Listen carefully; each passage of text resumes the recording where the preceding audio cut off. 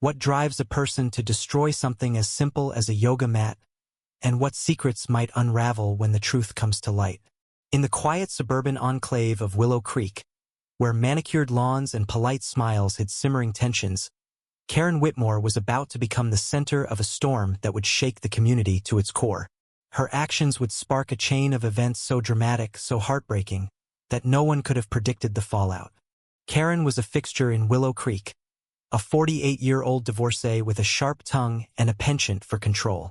She was the kind of woman who'd send a salad back at a restaurant for having one too many croutons, her voice carrying across the room like a foghorn.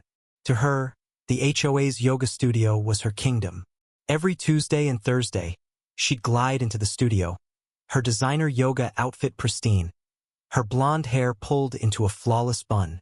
The other members tolerated her, but only just. Her critiques of their downward dogs and warrior poses were relentless, her tone dripping with condescension. "You're not aligning your hips, Susan," she'd say, or "Tom, your breathing is an embarrassment." The studio, meant to be a sanctuary, felt like a battlefield with Karen as its self-appointed general. But beneath her polished exterior, Karen was unraveling. Her divorce from Richard, a soft-spoken accountant, had left her bitter and adrift. The settlement had been generous, but money couldn't fill the void of loneliness or the sting of rejection. She clung to the yoga studio, not for zen, but for control, a place where she could still feel powerful. And then came the new mats. The HOA had splurged on high-end, eco-friendly yoga mats, each one costing $150, embossed with the community's logo. They were a point of pride, a symbol of Willow Creek's commitment to wellness. Karen despised them. "Cheap garbage," she'd mutter, though everyone knew they were top of the line. No one understood her disdain until the morning of the incident. It was a crisp Tuesday in October when Susan Carter, a soft-spoken librarian, arrived early at the studio. She flicked on the lights and gasped. The new mats, 12 of them, were slashed to ribbons, their vibrant green surfaces reduced to tattered scraps. Stuffing spilled onto the hardwood floor like snow. The room reeked of malice. Susan's hands trembled as she called the HOA president, Lyndon Gwynn, who arrived with a crowd of stunned members in tow. Whispers filled the air. Who would do this? Why? The security footage told a damning story. At 2:17 a.m., Karen's unmistakable figure appeared on the grainy screen, her face lit by the moonlight streaming through the studio's windows. She carried a pair of kitchen shears, her movements deliberate as she hacked at each mat with a fury that seemed personal. The members watched in silence, their shock turning to outrage. By noon, the news had spread, and 12 members, led by Linda, filed a lawsuit against Karen for property damage and emotional distress. The total cost, $130,000, factoring in the mats, legal fees, and the studio's temporary closure. Karen's defense was flimsy. "I didn't do it," she insisted at the HOA meeting, her voice shrill. "The footage is doctored." But the evidence was ironclad, and the community's patience had run dry. The lawsuit wasn't just about money. It was about justice, about reclaiming the peace Karen had shattered. Yet, as the case unfolded, a twist emerged that no one saw coming, a twist that would shift the narrative and force everyone to question their assumptions. Enter Javier Morales, the studio's part-time janitor. Javier was a quiet man in his late 20s, always lingering on the edges of Willow Creek's social circles. He was an immigrant, working 2 jobs to support his younger sister, Maria, who was battling leukemia. Few noticed him, but he noticed everything.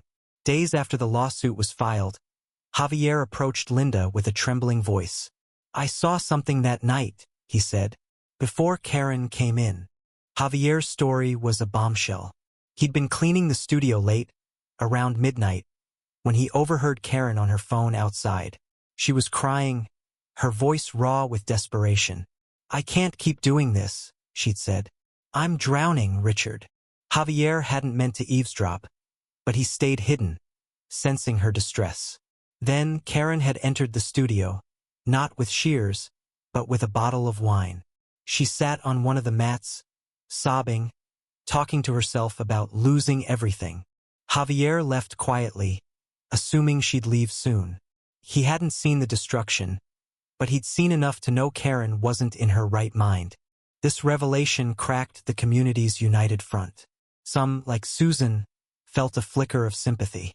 Others, like Tom, a gruff contractor, were unmoved. "Doesn't excuse vandalism," he growled. But Javier's account raised questions. Was Karen's act a cry for help? A breakdown? The lawsuit pressed forward, but the mood shifted. Depositions revealed more.